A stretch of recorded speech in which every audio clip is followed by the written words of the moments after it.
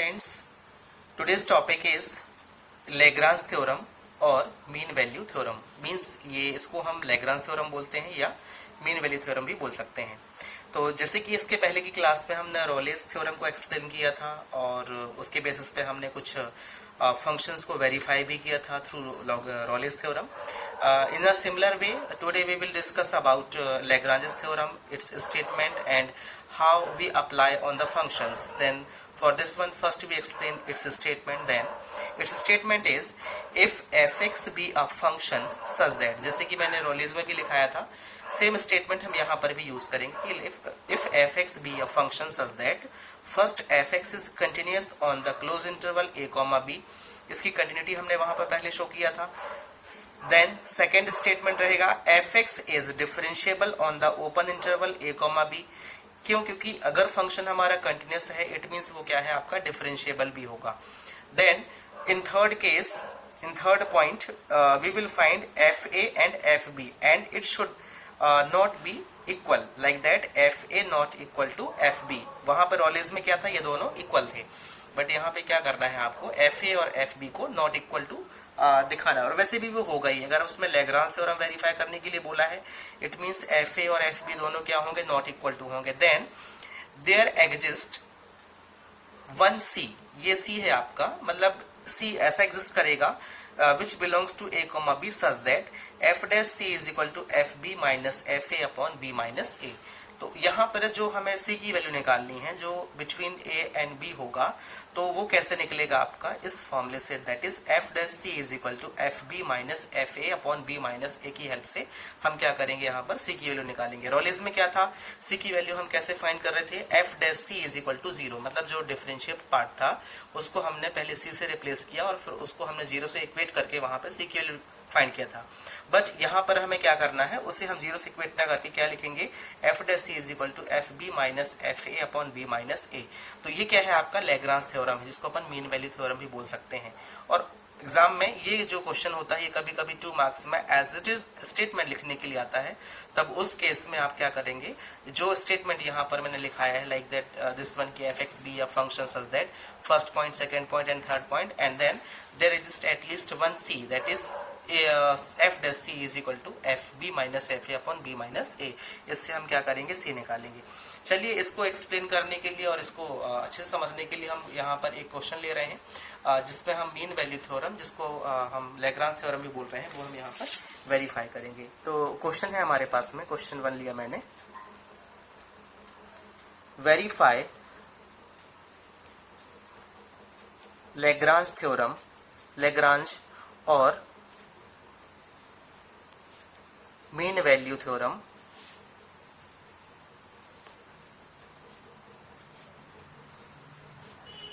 for the function fx is equal to 2x square minus 10x plus 29 on 2,7। यहाँ पर हमारे पास में इंटरवल्स दिए हुए जिसपे हमें क्या करना है, इसको वेरीफाई कराना है। तो सबसे पहले हम क्या करेंगे, जब इसको हम सॉल्व करेंगे तो हमारा जो फर्स्ट स्टेटमेंट होगा यहाँ पर हम लिखेंगे fx is equal to 2x square minus 10x plus 29 is a polynomial, जैसे कि मैंने रोलेस में भी लिखा था, in x, hence fx is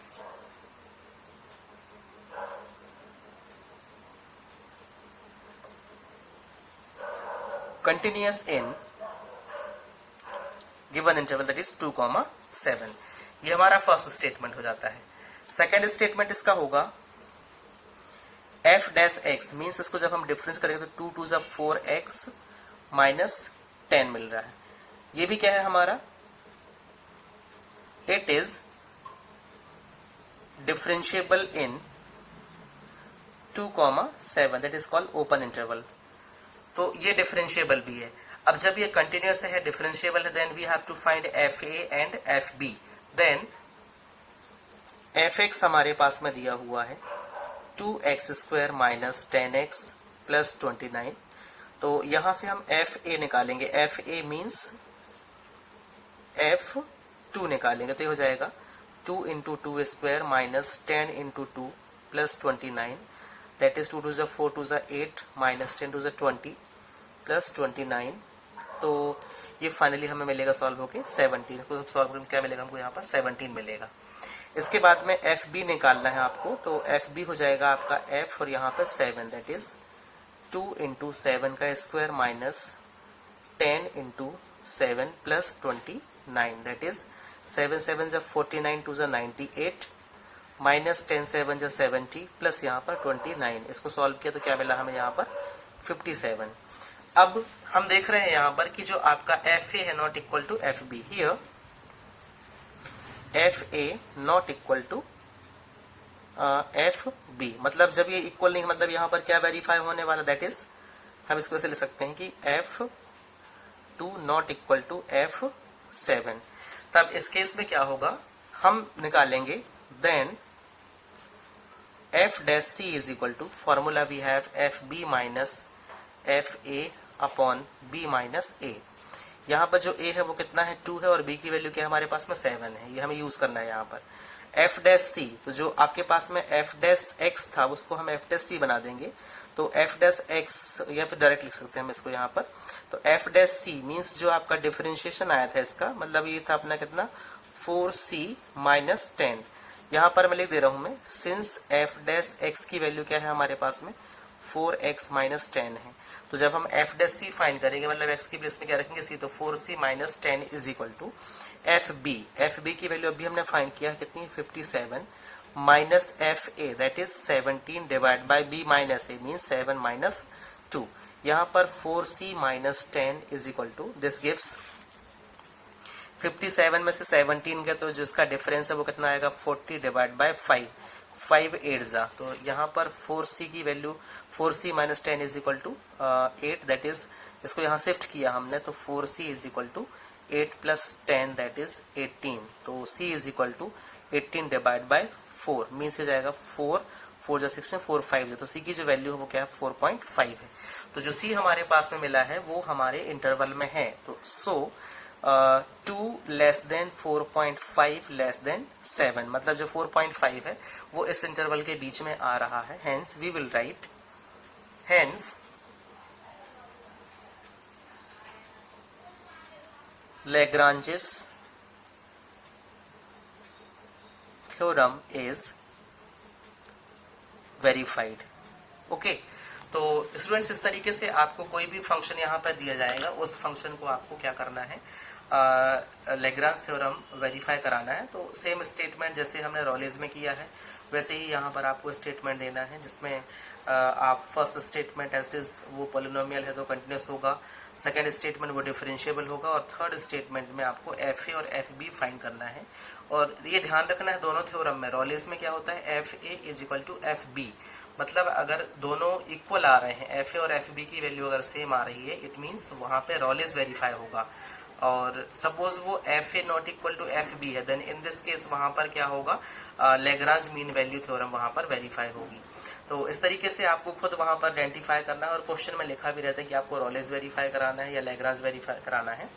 इसके बेस में मैं आपको वर्कशीट प्रोवाइड करूंगा, उस वर्कशीट को आप सॉल्व करिए, उसके क्वेश्चंस आप सॉल्व करिए, मैं क्वेश्चंस मार्क कर दूंगा वहां पर। एक क्वेश्चन हम और ले रहे हैं इसमें, तो इससे आपको और क्लियर हो जाएगा। क्वेश्चन 2 है हमारे पास में, F X is equal to function है X square minus 4x minus 3 where a is equal to 1 and b is equal to 4। तो जब हम इसे सॉल्व करेंगे तो इसके सॉल्यूशन में जो हमारा फर्स्ट स्टेटमेंट होगा वो क्या होगा, F X is equal to X square minus 4x minus 3 is a polynomial, hence F X is continuous in 1,4, मतलब 1 और 4 में क्या होगा ये कंटिन्यूअस होगा। सेकेंड स्टेटमेंट हम यहाँ पे क्या करेंगे एफ डैश एक्स फाइंड करेंगे, तो F dash X equal to क्या है ये 2x माइनस 4 मिलेगा, मतलब एक्स स्क्वायर का डिफरेंस 2x माइनस 4 है ना। तो यहाँ पर हम लिखेंगे it is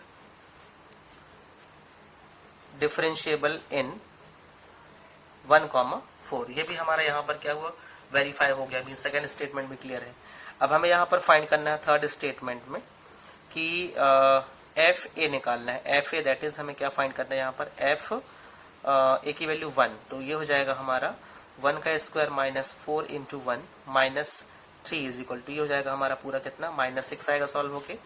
and F B find करना है आपको, तो एफ बी मीन्स एफ और यहाँ पर 4 आ जाएगा, तो इसकी वैल्यू हम क्या निकालेंगे, 4 का square minus 4 into 4 minus 3 that is 16 minus 3 means यहाँ पर क्या मिलेगा, कट होके -3।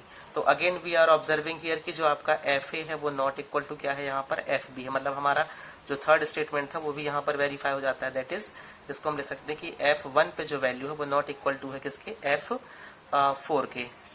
देन क्या होगा, देन हमें C फाइंड करना है, तो then for C which belongs to A, B कैसे निकलेगा, F dash C is equal to FB minus FA upon B minus A, इस फॉर्मूले से निकलेगा यहाँ पर। तो F डैश C मतलब जो F डैश X था उसको हमें F डैश C यहाँ पर बनाएंगे, तो क्या बन जाएगा आपका 2C minus 4 is equal to FB, FB कितना है, -3 है, और यहाँ पर माइनस FA कितना है, पर पास में -6 है, अपॉन में B माइनस A मतलब 4 माइनस 1 दैट इज ये माइनस माइनस माइनस प्लस हो जाएगा, तो यहाँ पर -3 प्लस 6 अपॉन 3, तो ये जाएगा आपका 3 अपॉन 3 दैट इज 1 आ गया। तो जो 2C minus 4 is equal to वो कितना मिला हमें, यहाँ पर 1 मिल गया, और 2C की वैल्यू क्या हो जाएगी 5, then C is equal to 5/2 that is 2.5, और जो यहाँ पर 2.5 है वो इंटरवल पे है ना, तो यहाँ पर हम लिख सकते हैं since 1 less than 2.5 less than 4 hence जो आपका थ्योरम है वो है वेरीफाइड हो जाती है, थ्योरम इज वेरीफाई। तो इस तरीके से आप क्या कर सकते हैं, फंक्शंस को वेरीफाई करा सकते हैं। एक्सरसाइज में आपको ऐसे ही क्वेश्चंस दिए जाएंगे जिसमें आपको लैग्रांज और रॉलिस तो पहले कर चुके हैं, लैग्रांज थ्योरम आपको वेरीफाई करानी होगी, मैं क्वेश्चंस मार्क कर दूंगा और मार्क्ड क्वेश्चन ही आपको सॉल्व करने हैं। तो स्टूडेंट्स जो भी मेन कंटेंट्स थे हमारे हार्डर डिफरेंशिएशन के वो टोटली मैंने आज फिनिश कर दिया है। इसकी एक क्लास हम और रखेंगे जिसमें इसकी हम इसको एज अ रिवीजन क्लास बोल सकते हैं, और इसके कुछ एडिशनल और इम्पोर्टेंट क्वेश्चंस मैं नेक्स्ट क्लास में एक्सप्लेन करने जा रहा हूं, और वो क्वेश्चंस एग्जाम के लिए भी इम्पोर्टेंट होंगे।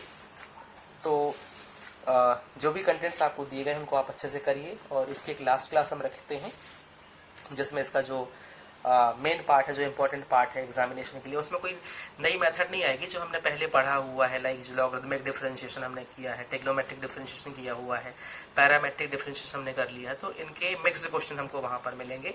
तो उन मिक्स्ड क्वेश्चंस को हमें कैसे सॉल्व करना है वो हम नेक्स्ट क्लास में देखेंगे, और उसके बाद में जो ये चैप्टर है हमारा वो फिनिश होता है, and then we will start next chapter that is application of derivatives. तो चलिए मिलते हैं हम नेक्स्ट क्लास में। Thank you.